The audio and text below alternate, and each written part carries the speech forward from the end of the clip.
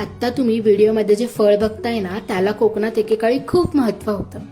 तर चला जाणून घेऊयात या फळाबद्दल. तर नमस्कार मंडळी, मी कोकण कन्या. आज मी तुम्हाला तांबळ या फळाबद्दल थोडीशी माहिती सांगणार आहे. तर कोकणात हे झाड प्रामुख्याने तांबड मातीत जास्त रुजून येतं, म्हणून या झाडाच्या फळाला बहुधा तांबळ हे नाव दिलं असावं.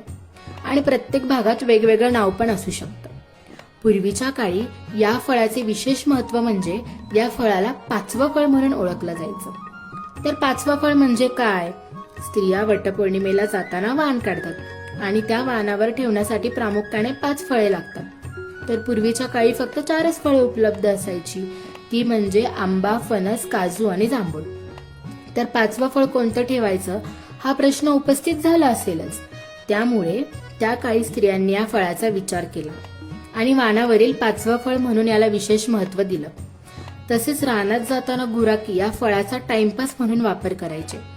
आपण जसे चणे शेंगदाणे खातो ना, तसेच त्या काळी गुराखी ही फळे खिशात ठेवून चावत बसायचे.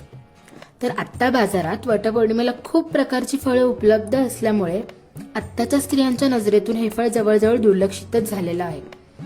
कशी वाटली या फळाबद्दल माहिती? आणि तुम्हाला पण या फळाबद्दल काही माहिती असेल तर कमेंट करून नक्की सांगा. धन्यवाद.